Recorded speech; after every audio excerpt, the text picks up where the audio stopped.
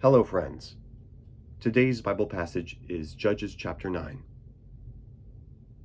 Abimelech, son of Jerubbaal, went to his mother's brothers in Shechem, and said to them, and all his mother's clan, "Ask all the citizens of Shechem, which is better for you, to have all 70 of Jerubbaal's sons rule over you, or just one man?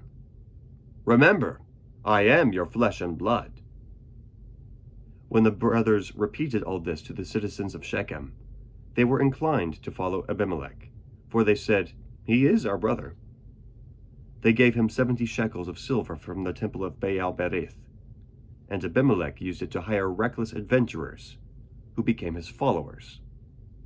He went to his father's home in Ophrah, and on one stone murdered his 70 brothers, the sons of Jerubbaal. But Jotham, the youngest son of Jerubbaal, escaped by hiding. Then all the citizens of Shechem and Beth Millo gathered beside the great tree at the pillar in Shechem to crown Abimelech king. When Jotham was told about this, he climbed up on the top of Mount Gerizim and shouted to them, "Listen to me, citizens of Shechem, so that God may listen to you." One day the trees went out to anoint a king for themselves. They said to the olive tree, "Be our king." But the olive tree answered, "Should I give up my oil, by which both gods and men are honored, to hold sway over the trees?" Next the tree said to the fig tree, "Come and be our king." But the fig tree replied, "Should I give up my fruit, so good and sweet, to hold sway over the trees?" Then the tree said to the vine, "Come and be our king." But the vine answered, "Should I give up my wine, which cheers both gods and men, to hold sway over the trees?" Finally, all the trees said to the thorn bush, "Come and be our king." The thorn bush said to the trees, "If you really want to anoint me king over you, come and take refuge in my shade. But if not, then let fire come out of the thorn bush and consume the cedars of Lebanon." Now if you have acted honorably and in good faith when you made Abimelech king, and if you have been fair to Jerubbaal and his family, and if you have treated him as he deserves, and to think that my father fought for you, risked his life to rescue you from the hand of Midian. But today you have revolted against my father's family, murdered his 70 sons on a single stone, and made Abimelech, the son of his slave girl, king over the citizens of Shechem, because he is your brother. If then you have acted honorably and in good faith toward Jerubbaal and his family today, may Abimelech be your joy, and may you be his too. But if you have not, let fire come out from Abimelech and consume you, citizens of Shechem and Beth Millo. And let fire come out from you, citizens of Shechem and Beth Millo, and consume Abimelech." Then Jotham fled, escaping to Beer, and he lived there because he was afraid of his brother Abimelech. After Abimelech had governed Israel 3 years, God sent an evil spirit between Abimelech and the citizens of Shechem, who acted treacherously against Abimelech. God did this in order that the crime against Jerubbaal's 70 sons, the shedding of their blood, might be avenged on their brother Abimelech and on the citizens of Shechem, who had helped him murder his brothers. In opposition to him, these citizens of Shechem set men on the hilltops to ambush and rob everyone who passed by, and this was reported to Abimelech.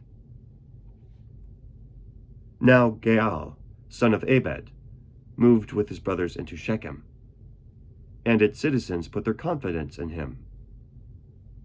After he had gone out into the fields and gathered the grapes and trodden them, they held a festival in the temple of their god.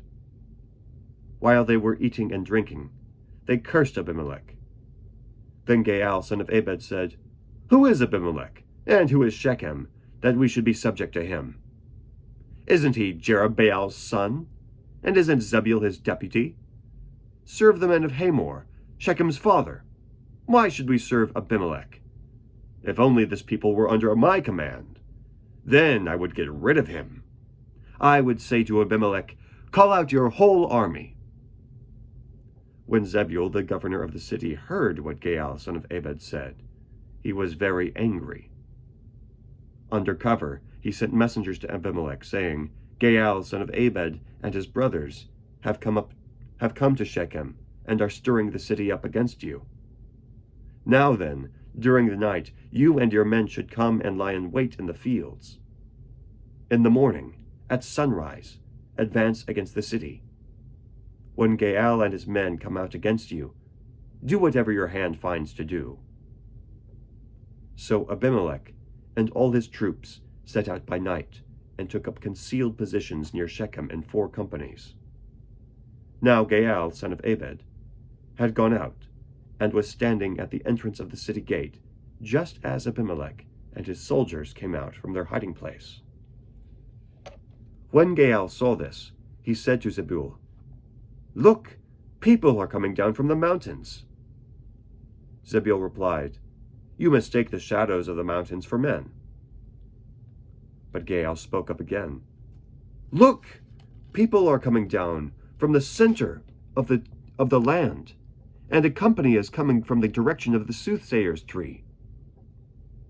Then Zebul said to him, Where is your big talk now, you who said, Who is Abimelech that we should be subject to him? Aren't these the men you ridiculed? Go out and fight them. So Gaal led out the citizens of Shechem and fought Abimelech. Abimelech chased him, and many fell wounded in the flight, all the way to the entrance of the gate. Abimelech stayed in Adumah, and Zebul drove Gaal and his brothers out of Shechem. The next day, the people of Shechem went out to the fields, and this was reported to Abimelech. So he took his men, divided them into 3 companies, and set an ambush in the fields. When he saw the people coming out of the city, he rose to attack them. Abimelech and the companies with him rushed forward to a position at the entrance to the city gate. Then 2 companies rushed upon those in the fields and struck them down. All that day, Abimelech pressed his attack against the city until he had captured it and killed its people. Then he destroyed the city and scattered salt over it.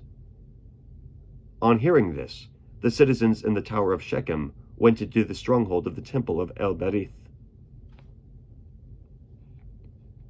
When Abimelech heard that they had assembled there, he and all his men went up to Mount Zalmon. He took an axe and cut off some branches, which he lifted to his soldiers. He ordered the men with him, Quick! Do what you have seen me do. So all the men cut branches and followed Abimelech. They piled them against the stronghold and set it on fire over the people inside. So all the people in the tower of Shechem, about 1,000 men and women, also died. Next, Abimelech went to Thebez and besieged it and captured it. Inside the city, however, was a strong tower, to which all the men and women, all the people of the city, fled. They locked themselves in and climbed up on the tower roof. Abimelech went to the tower and stormed it. But as he approached the entrance to the tower to set it on fire, a woman dropped an upper millstone on his head and cracked his skull. Hurriedly he called to his armor-bearer, Draw your sword and kill me, so that they can't say a woman killed him. So his servant ran him through, and he died. When the Israelites saw that Abimelech was dead, they went home. Thus God repaid the wickedness that Abimelech had done to his father by murdering his 70 brothers. God also made the men of Shechem pay for all their wickedness. The curse of Jotham, son of Jerubbaal, came on them. The word of the Lord. Thanks be to God. Have a great day.